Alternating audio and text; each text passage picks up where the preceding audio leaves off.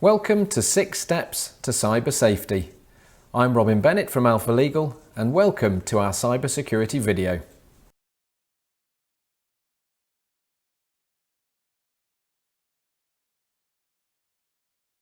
So thanks for watching, and in this presentation I'll talk you through the basics of cyber security and keeping you and your business safe. I'm wishing I'd chosen a different topic title actually.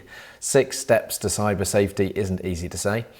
But this is a really important message to you about your safety online and your business's safety online, and in particular your clients' safety online, and the steps you can take to keep yourself safe.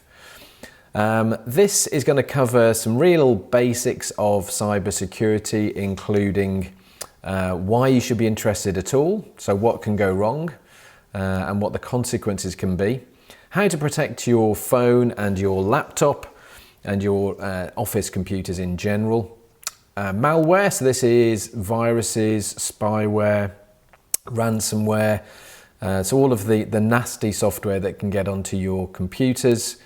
We'll talk about backups briefly and whether they're still important in the days of the cloud. How to spot scams, that's the 5th topic. Scams, how to spot them, how to avoid them. And finally, our last topic, and probably the most important, is the problem with emails. What can happen if emails are intercepted or faked, and how to protect yourself. And that's really one of the main reasons that we developed Alpha Legal, which is a cybersecurity platform specifically for the legal industry. And I'll be mentioning that as we run through the presentation today. So first of all, let's have a quick introduction. Why is this so important? Well, the consequences of something going wrong for you in cybersecurity can be huge. I have clients that I've worked with over the years when I've advised them on cybersecurity matters who have lost money, they've lost sleep, they've lost clients, and in some cases have even lost their entire businesses because of cybersecurity incidents. So don't underestimate the importance of cybersecurity in your business. If things go wrong, they can go drastically wrong. And the consequences can be huge. So this is a really important topic for you and your business. And of course, it's all about the new normal now, post-COVID or during COVID, depending on when you're watching this. Clients have a different expectation. They don't expect to come into the office and meet you and deal with you face-to-face anymore. Perhaps you don't expect to see them face-to-face anymore. Clients expect to be dealt with virtually, remotely, handling transactions and communication safely and not face-to-face. So this is really the working environment that we all have to work in now, the new normal. And this is where cybersecurity really becomes, and cyber safety becomes even more important. Of course, the internet now is how we all transact business in the new normal. I remember going back probably 20 or so years when I worked as the IT manager for one of the UK's biggest energy companies, introducing the internet and emails to a very sceptical board of directors. And one of them, after my presentation, leant forward and looked over his glasses at me and said, "Robin, this is all very well and all very interesting, but the internet isn't going to catch on, you know." Well, how wrong he was. The internet is now fully part of our day-to-day business life, of course. And so working safely in the internet, working safely virtually and remotely with your clients is of critical importance. By the way, my credentials, I flashed them up at the start of the presentation. I'm a fellow of the Institute of Analysts and Developers. I have a master's in computation and mathematics. I'm also working primarily now in cyber security and safe methods for software developers to operate. And I'm on the Institute's Cybersecurity Code of Practice panel. So that's my credentials here today. But I've also worked in and around the legal industry for a number of years. In fact, I developed the very first automated will writing software going back almost 30 years probably now. So I've worked in and around the will writing industry, bringing innovation to the will writing industry and the legal industry for many decades. By the way, everything I'm mentioning in today's presentation is real. Obviously, I'm not going to be passing on real company details and names and whatnot, but everything that I'm going to describe is real, has happened, and in fact has happened to my clients. So this is all quite a personal presentation. None of this is hypothetical. Some of it you'll be saying, well, that sounds like a risk, but is it really a risk I need to worry about? But you do, because all of this has happened, as I say, and it is in fact for real. And this presentation's for everybody. There's no prior knowledge expected. So we're going really from the very basics of how to secure yourself online. So let's talk about, first of all, your phone and your laptop. So this is the very basics of what you use to operate your business every day. So what's the risk? What can go wrong? Well, if things go wrong, you can lose files, you can lose information. You could suffer a GDPR breach, which would be embarrassing at the very least and possibly cause you to have a fine at the very worst. You could lose your clients. I've had people who've actually lost their jobs because of issues to do with basic issues to do with their laptop. I had a client once who left his laptop on a train. The laptop wasn't secured. The laptop was opened and sensitive information was extracted from that laptop, and he lost his job over it. And you could also allow other people to see your web history and your emails, which may be a significant problem for you depending on what industry and type of work you work with. So let's talk about securing your phone to begin with. Like, we all use smartphones now, either Apple iPhones or Android smartphones. They're sort of basic now in terms of all business operation. Well, first of all, make sure you've enabled a password on your phone. All phones now, when you switch them on, ask you to set up a password, so that's a real basic, but just make sure you've got a password and make sure that it's a non-guessable password. The number of times I look across on a train and see people unlocking their phones with a PIN code that's 1234 or 1111, don't use those. Use a PIN code or a password that's secure. Even better, of course, now you can use bio security on phones, so you can use facial recognition or thumbprint recognition. That's far better than a PIN, so do enable that if your phone supports it. Make sure you keep your phone updated. Android phones and Apple phones regularly update themselves.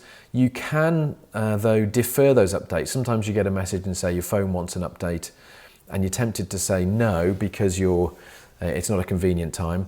That's fine, but do make sure you keep your phones updated because the manufacturers are constantly adding extra security features to combat security threats. And just be careful about posting your phone number on your mobile phone number on things like your websites or your social media. Now, working in the legal industry, if you're working as in a one-person practice, then you'll probably need to do that in order to keep in touch with your clients. But just be careful. It's not always a good idea to tell people your mobile number because that's one of the bits of security information sometimes that's needed to gain access to systems. So just think twice about putting your mobile number perhaps where you don't need to have it. And lastly, make sure that you've got your phone's cloud backup services enabled. Both Apple and Google both want to secure your phones and back up your phones to their clouds by default. That's a really good idea.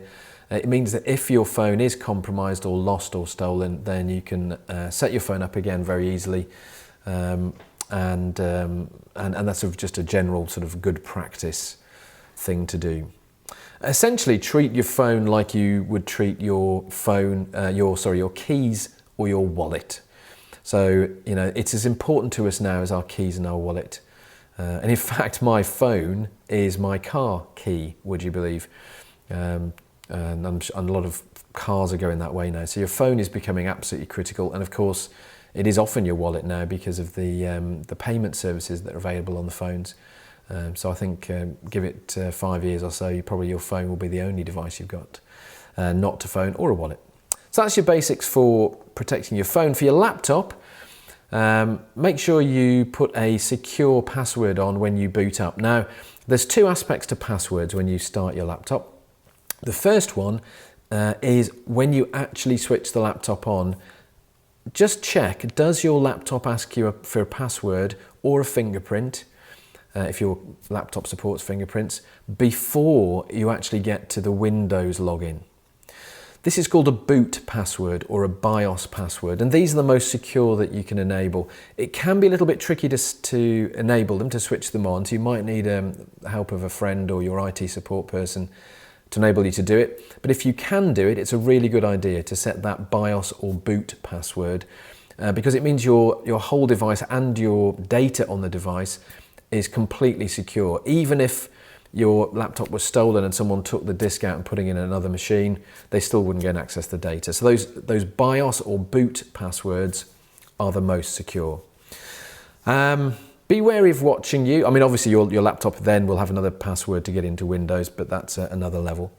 Be wary of watching you. Again, on trains, I often sit next to people who are typing into the laptop, and I see them type the password, and I just think, or indeed type whatever it is they're working on. People on public transport in particular, I think, forget that whatever they're doing is visible to all. So just be careful. You'll be amazed what people will type in a public space with their screen visible. Just be wary of who's watching. Again, have your auto updates enabled. So Windows laptops and Apple laptops and desktops also have automatic updates available to them. Make sure you're getting those updates, because the manufacturer of the operating systems put those updates together in order to combat security threats. Again, excuse me, use the cloud for your backups if you can, and make sure your laptop is protected by means of backup.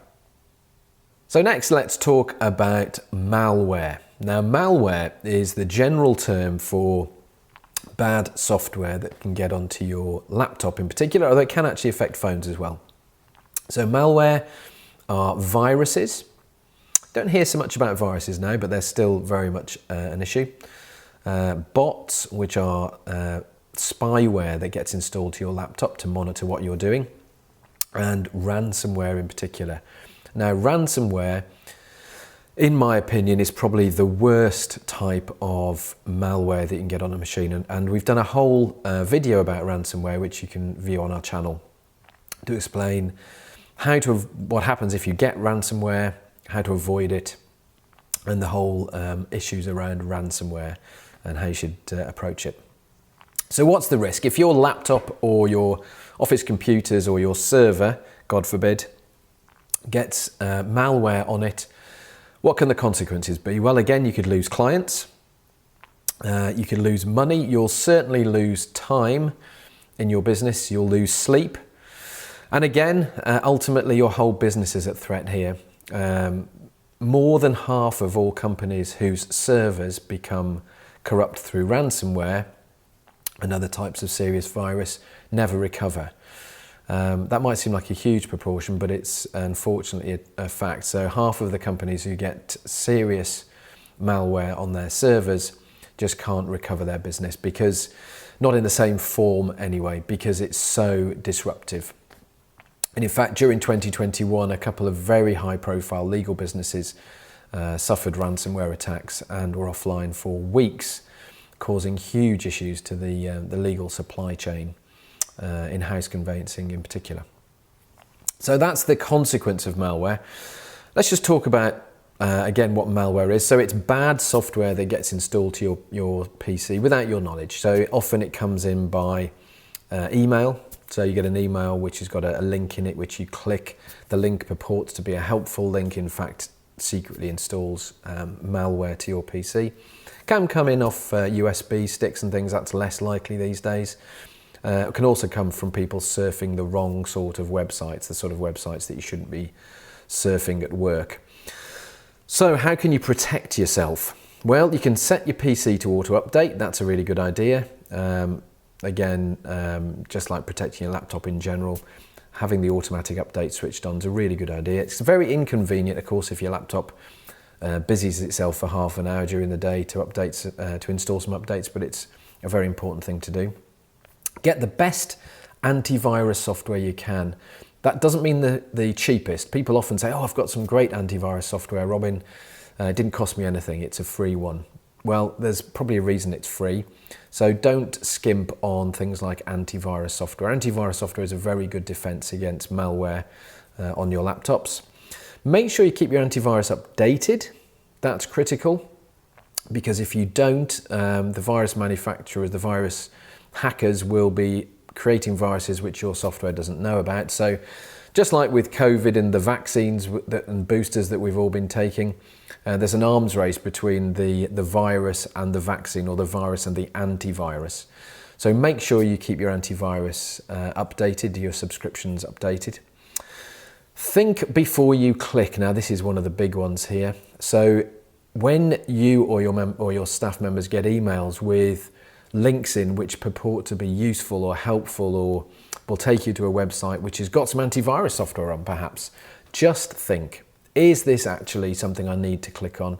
Could this be a scam? Could this be a link which takes me to a website which actually installs antivirus? Of course, be very careful of attachments as well. Attachments can often be sent by hackers, even if they look safe. They look like PDF files or invoices or remittance advices, things like that, things that you'd want to open. Just think twice. Am I expecting this attachment? Should I be opening? Is it safe to open? Save your files to the cloud if you can. The cloud, most cloud services have some element of antivirus built into them, so they'll recognize the infected files. So use the cloud to store your data. That's good advice in general. And if you do get malware, so if you know you've got a virus or suspect you've got a virus, get professional help early. That's really, really important. Don't wait. Don't try and fix it yourself. Get professional help early. It's especially important with ransomware. As I mentioned, there's a whole ransomware video on our channel that you can watch.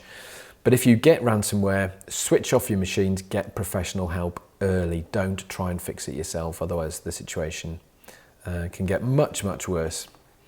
I'll just quickly mention ransomware in a little bit more detail here. Obviously watch the extra video if you can. As I mentioned, ransomware is the most sort of worrying, I think, and the most serious type of malware. What essentially happens is that some software gets itself onto your machines and encrypts all of your files, and you can only get your data back. And this, I'm talking about all of your data across all of your PCs typically and your servers. You can only get your data back either by restoring all of your backups or by paying a ransom to the hackers.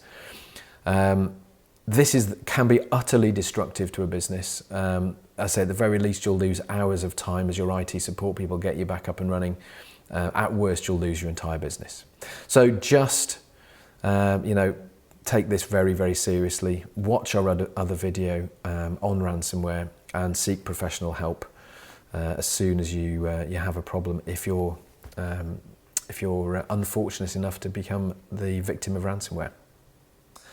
Next topic is backups. Are they still needed in this day and age of using the cloud? So previously, of course, going back a few years, we'd all be working on our laptops, saving data to our servers, and we'd have things like backup tapes that people would be using to back up their servers each night, and people would take them home, or backing up to USB sticks and things. And there's a big question as to whether that's necessary now when mostly we're saving data to the cloud, and if we're not saving data to the cloud, you probably should be.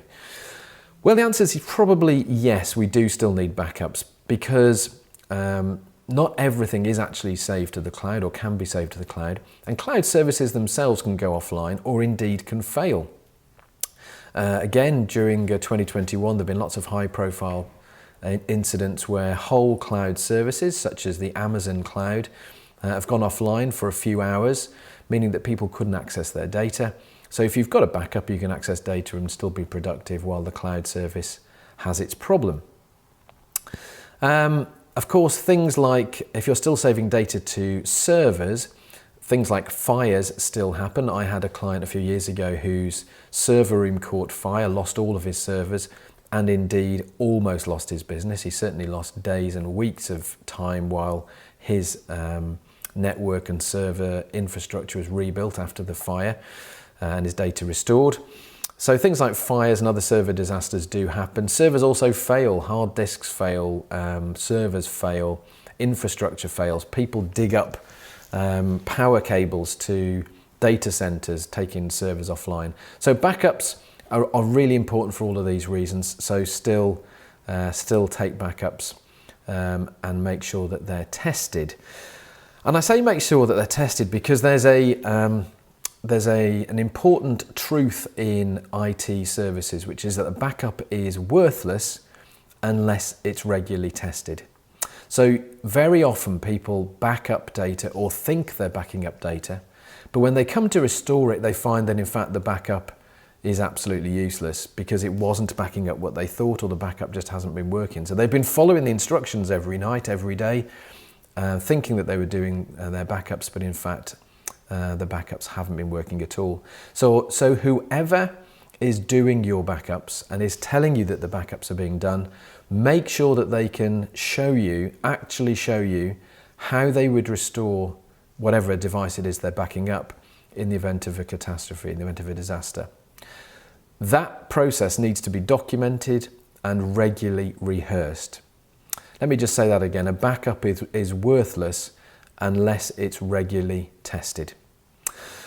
So make sure you do that. Make sure you've got documentation so that when something fails, and everything will fail at some point, when it fails, you're not having to make up the process for restoring your business, your laptop, your server, but you're just following a set of instructions and some documentation that you've already written. On to scams now, how to spot them and how to avoid them. So what's the risk if you fall foul of a scam? Well, typically it's a financial loss. Scammers will generally try and make some money out of you or your business. Not necessarily a huge amount of money. Most scams are for a few £100 or a few £1,000, not tens or hundreds of thousands of pounds. But once you've fallen foul of a scam, then unfortunately your life will be blighted forever, because scammers share data about people who've fallen for scams, and once you're on a list of vulnerable people, you'll be targeted from now and evermore. And don't think that scammers sort of respect GDPR and data protection. They will share your data ruthlessly and mercilessly in order to exploit what they perceive to be a vulnerability. So how do you spot a scam? So I just looked up the top 5 scams of the last 12 months. Well, phishing was the most commonly successful scam. Now phishing, this is phishing with a PH, and we do have a video on this, by the way, in the channel. So phishing with a PH, watch our video, like I say, that goes into more detail, is when somebody gets an email that looks like it's from a trusted source, typically from someone's colleague, family member, or manager. And the email will be asking them to do something, normally with a sense of urgency. So can you please quickly buy a couple of Amazon gift vouchers? This might be an email from your manager, because I need to give them out in a meeting that I'm in. And the email will look like it's come from the right person. It will be signed by the right person. The email address might even be right or very close to being right. And the sense of urgency will ramp up if you don't respond to the email immediately, putting pressure on the person to follow the instructions in the scam. So that's phishing, very common, can happen by email, can also happen by text message or even WhatsApp message. You get emails sometimes which look like they're helpful. They'll be about a recent virus, perhaps, that's going around the world that's been on the news, and there might be a link in the email that says click here to download some protection software, some antivirus software, but in fact the link would take you to the virus, not protect you from the virus. So just watch out for those. So typically they're emails that, like I say, that relate to viruses or protecting your computer in some way. Other scams are the third most common, in fact, are ones that sort of are make money quickly, get rich quick type scams. The old saying about if it looks too good to be true, it probably is. That holds true here. So just don't believe anything that you get in an email or a text message or a WhatsApp message or a Facebook Messenger message. if it looks too good to be true, it will be. So just ignore them. Fake shopping websites, these are becoming more common. This is the fourth most common in the last 12 months. These are websites that are set up to look very similar to to real websites, encourage you to buy things from them, put your payment information in, of course the goods never arrive. There have been whole copies of sites like Amazon, for example, which have existed for a few hours or a few days, which people have found a way onto. They've apparently bought goods and have never received them. So watch out for those. And the fifth most common type of scam in the last 12 months has been tech support scams. So people that phone you up typically, tell you that you've got a virus. They'll say they're phoning you from Microsoft or Apple, and they want to be helpful, or your broadband provider, and they want to be helpful. They want to remote control your PC to help you out. And in fact, they're not helping you out at all, of course. What they're doing is installing software on your machine which they can use to control it, or ransomware, or viruses. So watch out for those scams. Those are the 5 most common in the last 12 months. And just a reminder, scams come in not only by email, they come in via WhatsApp messages, text messages, Facebook Messenger messages, any form of electronic communication. Essentially almost any form of electronic communication is vulnerable to being used for a scam. So our final topic on this presentation is the problem with emails. And I'm going to run through in brief here what the problem with emails is. This is such an important topic. Again, we've done another video on our channel, so you can watch that at your leisure. But I'm going to talk to you now about what the key problems are with using emails for sensitive communication in your business and what you can do about it. And this is really where Alpha Legal came in. The risk of problems happening with your emails, of you having a cybersecurity issue with emails, are that you could lose clients. People that I work with or work for have lost clients because of problems with emails. You could embarrass yourself. That happens all the time. Embarrass yourself in the sense of causing your clients issues. You can certainly lose money if you suffer a cyber breach to do with your emails. And ultimately, you can lose your business. One of my clients lost their entire business, a legal business, because of a major cybersecurity attack that happened via their emails. So just to say that again, just to underline that, you could lose your entire business if you don't take this seriously. Now there's a couple of videos that you can play for yourself actually on our YouTube channel, which explain the problem. The root cause is that emails essentially are not secure. Now emails were invented, I've put links by the way to the YouTube, or explained how you can find the YouTube videos just on the right hand side here. So you can see those for yourself. You can look at those up on YouTube. But let me explain why emails are not secure and the basic reason for it. The basic reason is that emails were invented long before hackers were even thought of as being a possible problem. So the basic email method and infrastructure and process is not a secure one. Over the years, people have tried to add security to emails in various ways, but essentially the basic fundamental method is not secure. And although emails are fine for emailing your colleagues or your clients for non-confidential, non-sensitive communications, when it comes to sensitive, confidential communications, like asking a client for their ID documents, for example, photocopies or photographs rather of their passports, driving licenses, bank statements, that sort of thing. Or for example, asking your client for their bank details by email so you can do a bank transfer to them, say for the proceeds of a house sale. Emails are just not up to the job. Email servers are relatively easily compromised, especially if your staff fall foul of a phishing scam. So they've clicked on something in an email that they shouldn't have done. They've given some information away to a hacker. They may have no idea that they've even done it, but email servers then can be compromised. And once that happens, sophisticated hackers will then monitor your emails coming in and out and look for opportunities to make money out of your business.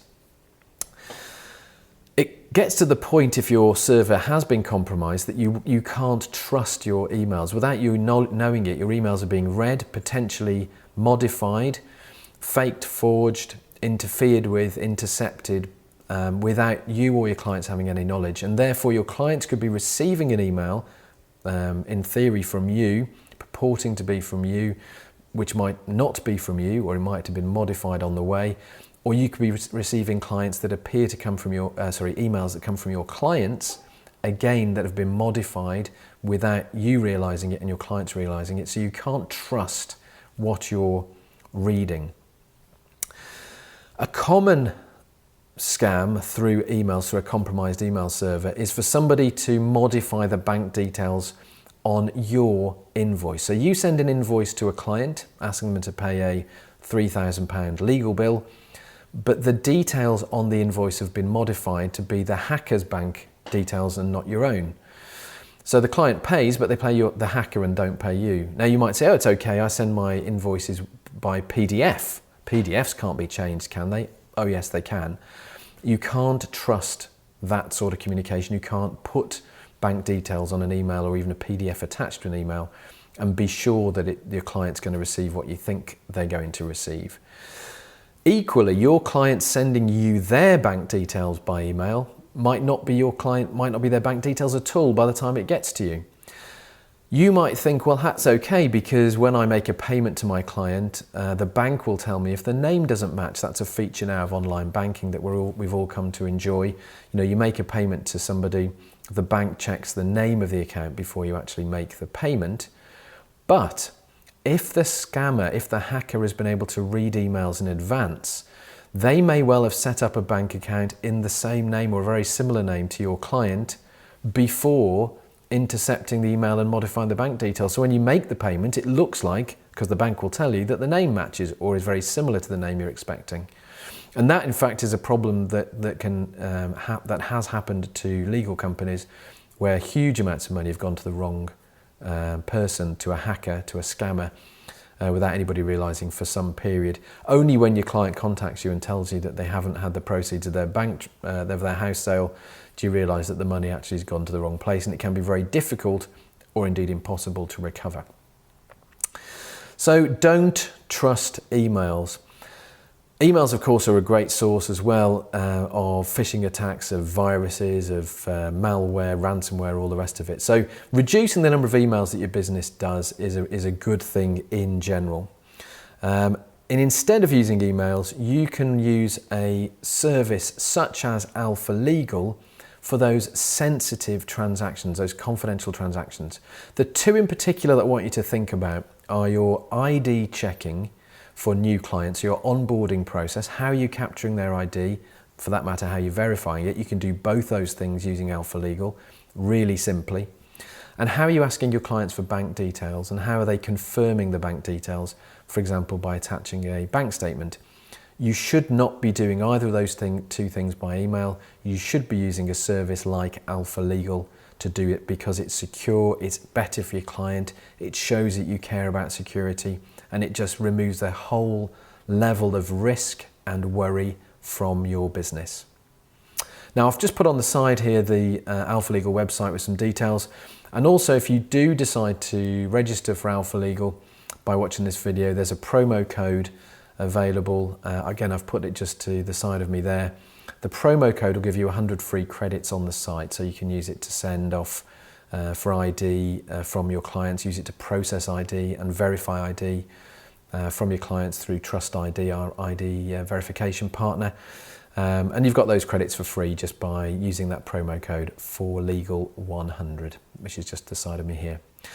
So just to recap, emails are not secure. They're not as secure as you think they are. I have so many clients who've had issues because of emails either been intercepted, modified, faked, forged, emails with viruses, emails where attachments have been removed or replaced or modified. Don't use emails for secure communication. It's just not a good idea. It's too risky. Use something else instead, something like Alpha Legal. So just to recap our presentation, 6 steps to cyber safety. Treat your phone and laptop like you would your wallet and your keys. So think about the security and the safety of your phone and your laptop. Number 2, use the best antivirus that you can. This really is critical now in these days of cyber security and hacking attempts, and in particular for ransomware and protecting yourself against the evils of ransomware. Watch out for scams. If something appears to be good to be true, it probably is. And don't pass on information about scams, because it's never a good thing to do. That in itself becomes a scam. It becomes a nuisance when people pass on emails which apparently are supposed to be helpful emails about scams. Keep doing your backups and test them regularly. Remember, a backup is worthless until it's been tested and rehearsed. Another point, actually, I'll just mention is Cyber Essentials. Cyber Essentials is a government standard that you can, it's a sort of a checklist of things that you should be doing for your business. Most of what I've talked about today is covered off in Cyber Essentials. Worth you having a look at if you haven't already. So I've just put the logo up there. Just Google Cyber Essentials. And make sure you go to the government website, because funnily enough, scammers try and hijack links to Cyber Essentials to get you to pay them for Cyber Essentials. But go to the government website and you'll see how to do it for either no cost or minimal cost.